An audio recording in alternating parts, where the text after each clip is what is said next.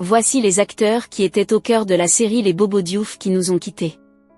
Le cinéma africain a commencé à faire ses preuves il y a plusieurs années, laissant se succéder sur sa scène des acteurs talentueux dotés d'une facilité à transmettre des émotions et des réalités de leur vie quotidienne du Burkina à la Côte d'Ivoire, en passant par le Cameroun. On peut citer plusieurs séries télévisées qui ont animé les écrans et égayé des familles entières qui chaque soir prenaient un heureux plaisir à se mouvoir sur la scène dans cette vidéo. Je vais vous présenter les différents acteurs de la série Les Bobo Diouf qui malheureusement ne sont plus en l'an 2024. Mais avant, j'aimerais d'abord vous inviter à vous abonner et à cliquer sur la cloche de notification pour ne pas rater mes prochaines vidéos.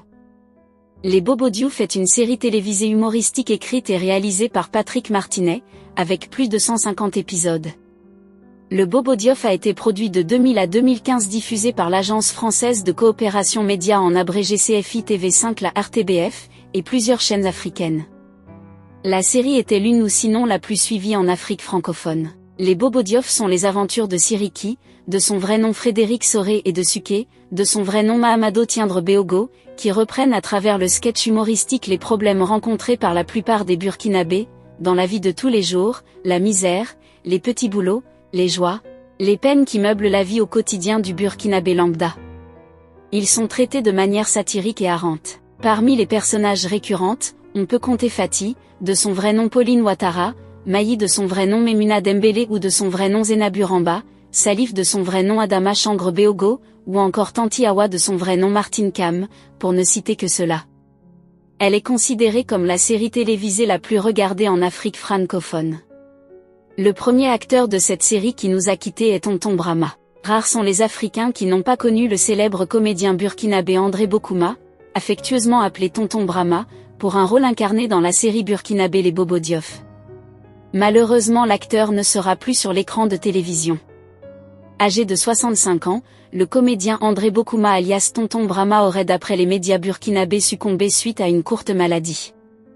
Rendu célèbre par la série comique à succès Les Bobo Diouf, où il incarnait le rôle d'un père transige envers ses deux filles et son épouse. Il avait également joué dans de nombreux films burkinabés. Décédé le vendredi 14 août 2015 à Bobo Dioulasso, suite à une courte maladie. Tonton Brahma de la famille des Bobo Diouf a été inhumé dans la soirée du dimanche 16 août au cimetière municipal de Bobo Dioulasso. Un moment de forte émotion pour les amis, parents et acteurs du cinéma burkinabé. Le corps arrivé au cimetière MPAL aux environs de 15h25. Sur les lieux il y avait eu des prières et des bénédictions avant l'inhumation de l'un des plus grands acteurs du cinéma burkinabé. Nous avons à sa suite Tanti Abi, femme de Tonton Drissa, mère de Fati et Amadou et tante des deux personnages principaux selon une information confirmée par la radio-télévision du Burkina. Sur son site internet, l'actrice burkinabé Fati Milogo est décédée le 23 octobre 2014 des suites d'un arrêt cardiaque. Fatim Milogo était surtout connue sous le nom de Tanti Abi en souvenir de la série télé Les Bobo Diouf. Fatim Mogo est mère de deux filles décédées à l'âge de 65 ans. Elle a été inhumée dans la ville de Bobo Jula. Nous avons également Tonton Drissa. Tonton Drissa est le personnage qui a joué dans la série télévisée Les Bobo Diouf. Le rôle du père de Fati, le mari de Tanti Abi né le 31 décembre 1941 à Ouagadougou.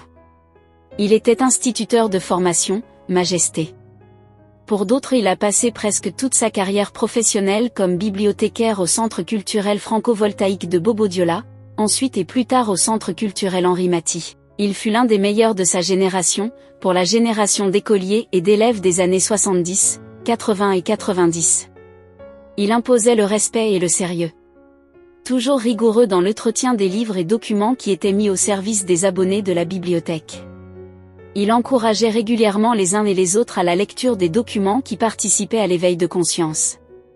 Les romans et les films en noir-blanc de Tintin et autres. Les mardis et jeudis après-midi, il a participé à une émission théâtrale radiophonique de Radio Bobo, dont lui est venu le nom de Majesté, avant de jouer le rôle de Tonton Drissa dans la série télévisée, Les Bobo Diouf. Ce feuilleton retrace la vie de tous les jours dans la vie de Bobo Dioula au Burkina Faso. Ses misères, ses joies, le tout sur un ton humoristique. Cela explique d'ailleurs son succès international. Jean-Gustave Colombo a été rappelé à Dieu le 22 décembre 2014. Quand on parle d'acteurs d'une série généralement, le public ne voit que ceux qui sont au devant de la scène en oubliant qu'il y a toute une équipe derrière la scène qui a rendu tout ce travail possible. Nous avons par exemple le réalisateur de cette série qui fait partie des personnes qui nous ont quittés. Le réalisateur français Patrick Martinet, créateur de la célèbre série burkinabé humoristique Les Bobos Diouf, s'est éteint auprès de sa famille à Vulben en Haine-Savoir en France dans la nuit du 23 au 24 mars 2020, des suites d'une longue maladie. Il avait 66 ans. Siriki est le petit frère de l'ami de Souké, un artiste musicien burkinabé.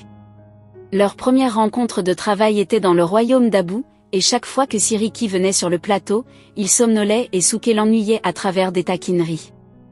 Ils réagissaient, et ils se disaient des choses qui faisaient tellement rire leur entourage. Le réalisateur s'est inspiré de ces différentes taquineries, et en 2004 Patrick Martinet avait expliqué les problèmes qui existaient déjà en raison de la fermeture de CFI TV, le principal client. Cela a fait qu'il y avait environ 50% en moins sur les droits de diffusion. Il fallait donc un effort pour trouver un système qui permettrait de redémarrer. Avant c'était des petites histoires, des faits divers de tous les jours, et un épisode correspondait à un des faits quotidiens, à une de ces petites histoires. Après, par contre, c'est devenu un feuilleton avec 2 fois 20 épisodes dans l'année. Cette série raconte la vie de tous les jours, dans une ville burkinabé Bobo Diouf. Ses misères, ses joies, le tout sur un ton humoristique. Le générique musical a été créé par le musicien suisse Gilbert Grosjean, qui a énormément contribué au succès de la série. Si ça vous a plu, cliquez sur j'aime et partagez. Mais n'oubliez pas de vous abonner et de cliquer sur la cloche de notification pour ne pas rater mes prochaines vidéos.